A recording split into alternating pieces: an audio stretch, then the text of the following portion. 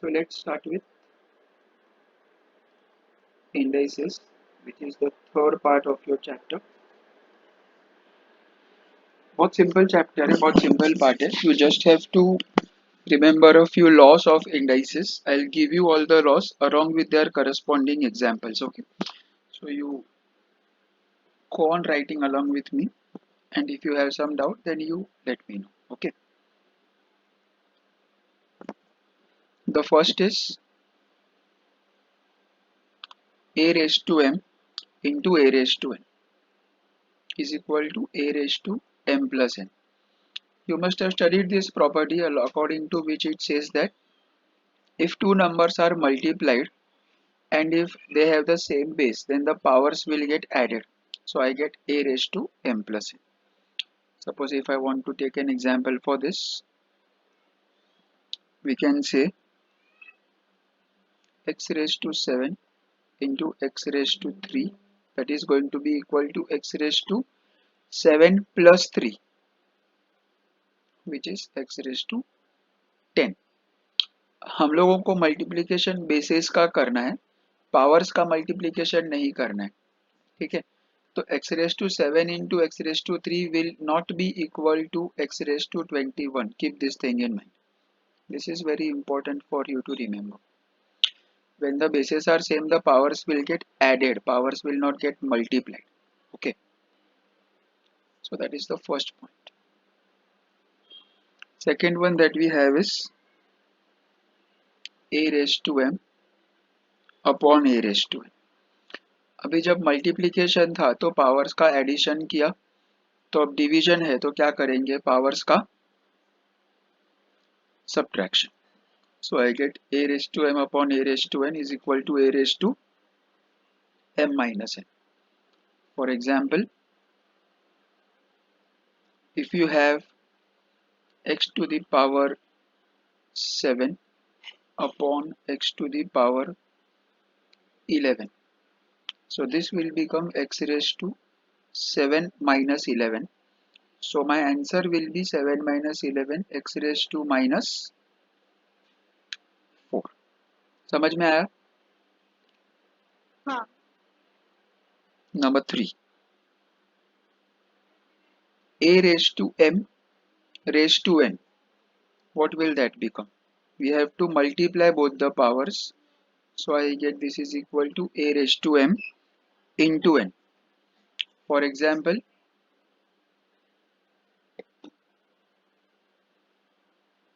if I have x raised to 4 raised to 5, तो यहाँ पर पावर्स मल्टीप्लाई हो जाएगा x raised to 4 into 5, which is going to be x to the power 20. Clear है?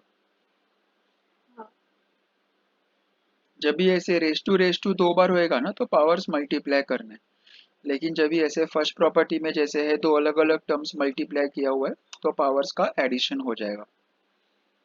Number 3, then it is number 4. Number 4 property says a raised to m into b raised to n. अगर दो अलग अलग base वाले numbers multiply कर रहे हैं लेकिन अगर पावर्स इक्वल है तो अपन दोनों को कंबाइन करके सिंगल पावर के अंदर लिख सकते हैं, power m. For example, if I have x cube into y cube, together this can be written as xy the whole cube. ठीक है. नंबर 5, जो मल्टीप्लिकेशन के लिए किया वही सेम हम लोग डिवीजन के लिए भी कर सकते हैं. a raised to m upon a raised to, in fact b raised to m, so it can be together written as a upon b whole raised to m. For example, x to the power 5 upon y to the power 5, together it will be x upon y whole power 5.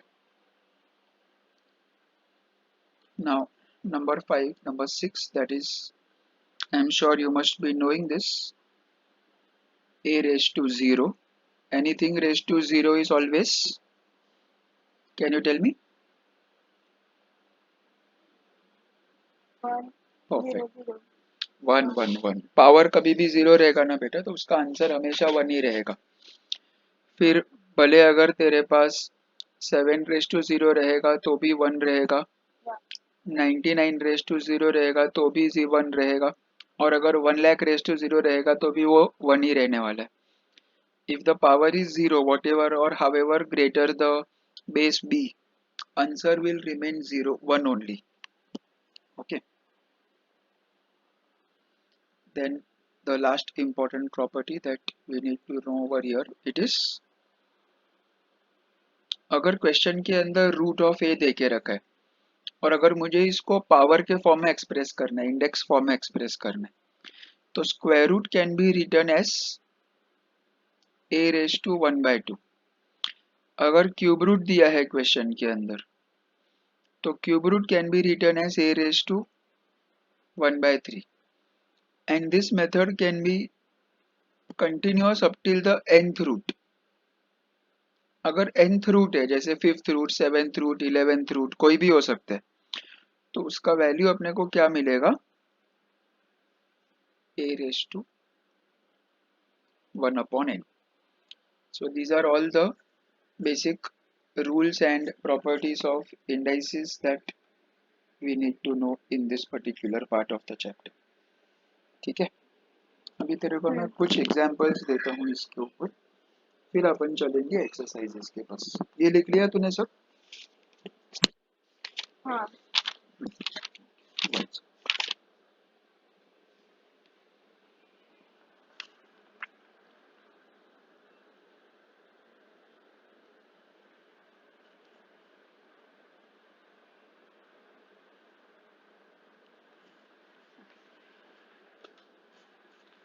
एक easy example देता हूँ तेरे को मैं।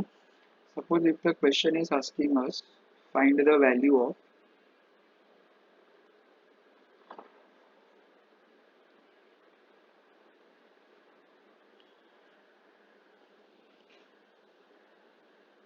a raised to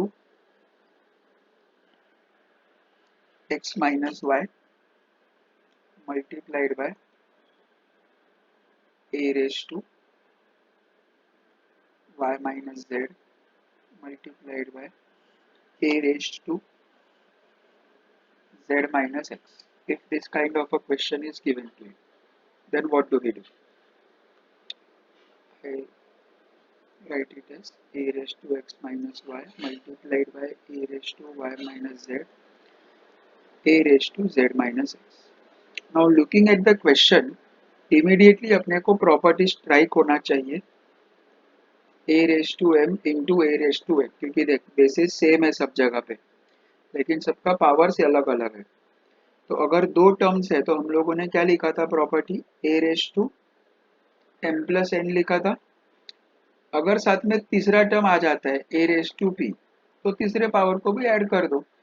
the property can be extended for as much number of terms as we want. तो यहाँ पे हम लोग इसको कैसे अप्लाई करेंगे, a raise to x minus y plus y minus z plus z minus x। Now see what all terms will get cancelled off over here। Positive negative y गया, positive negative z गया, as well as positive negative x चला गया। तो सब cancel हो गया, तो क्या बचा, a raise to 0। And what is a raise to 0? तो अपना फाइनल आंसर क्या आ गया, 1 आ गया। सिंपल सम है। तो सपोज एक और एग्जांपल देता हूँ, इसको इरेज कर दूं। हाँ एक और एग्जांपल सपोज हम लोग लेते हैं 2। Suppose if you have the question 2 raised to 1/2 multiplied by 4 raised to 3/4 multiplied by 8 raised to 5/6। अगर इसका वैल्यू अपने को निकालना है तो कैसे अप्लाई करेंगे? 2 रेज टू 1/2 को एज इट इज छोड़ देते हैं। इसको हम लोग लिख सकते हैं 2 square raise to 3/4 multiplied by 8 क्या होता है? 2 क्यूब होता है raise to 5/6। So in such a case, looking at this, which property comes to your mind? A raised to m raised to n, which is equal to what? A raised to mn. So these both numbers will get multiplied over here in the second and the third term. First term के लिए कोई property का जरूरत नहीं है, so leave it as it is. 2 raised to half, 2 raised to 2 into 3/4 and 3 into 5/6. तो cancellation करेंगे तो 2 आ जाएगा, इधर भी 2 आ जाएगा. So now this is 2 raised to half, 2 raised to 3/2, 2 raised to 5/2. Basis same है तो पावर्स को ऐड कर दूं क्या?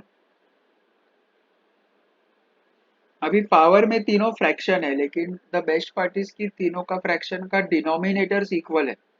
तो जब डिनोमिनेटर्स इक्वल है ना तो एलसीएम का कोई झंझट नहीं होता ऐसे सम्स में. डायरेक्टली हम लोग लिख सकते हैं 2 रेज टू 3 + 1 4, 4 + 5 9/2.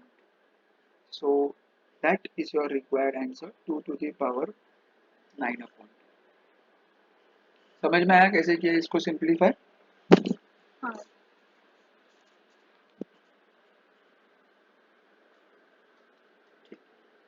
एक और ये बाकी नहीं था ना लिखने का, हो गया था ना? हाँ हो गया. भी एक और एग्जांपल देता हूँ तेरे को मैं, लास्ट एग्जांपल, एग्जांपल नंबर 3.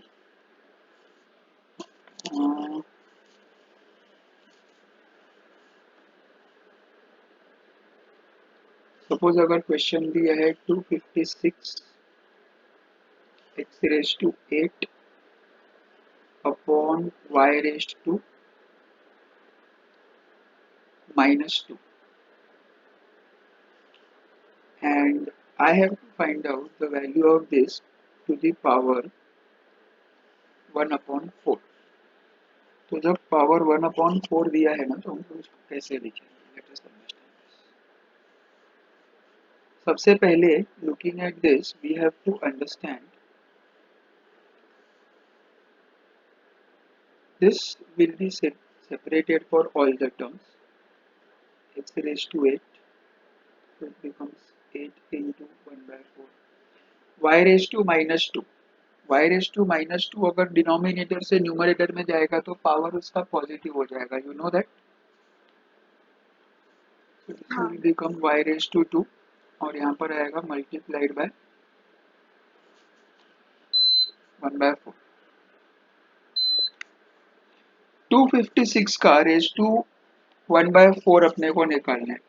तो कैसे करना? कैलकुलेटर के ऊपर है ना 256 का स्क्वायर रूट 2 बार अप्लाई करना. सो रूट 256 और वापस से एक और बार जो आंसर आएगा उसका वापस एक और बार रूट निकाल देना. ठीक है, तो देख इसका आंसर कितना आता है तेरे को.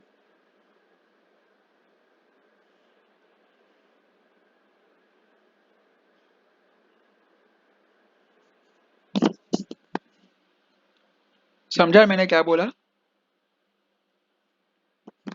वो 2 नहीं नहीं, देख ऐसा पहले 256 टाइप कर कैलकुलेटर के ऊपर, हाँ बाद में उसको एक बार रूट प्रेस कर. कितना हाँ आंसर आया? 16 आया. 16. हाँ, अभी इसी का वापस से एक और बार स्क्वायर रूट टाइप कर, सेम 16 को वापस से एक और बार रूट प्रेस कर, तो तेरे को आंसर क्या आएगा? देख 4 आ गया. हाँ yes. Now this is x⁻8 into 1/4. तो ये 4 और 8 कैंसिल होके 2 हो गया, तो क्या बचा तेरे पास? x² बचा. इधर बचा y to the power 1/2. Now when we write y to the power 1/2, so what is the meaning of power 1/2? Can I say 4x square into root y is my required final answer?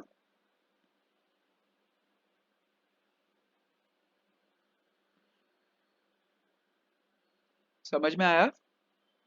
Root याद है मैंने property लिख के दिया था तेरे को एक, under root of a is equal to a to the power 1/2।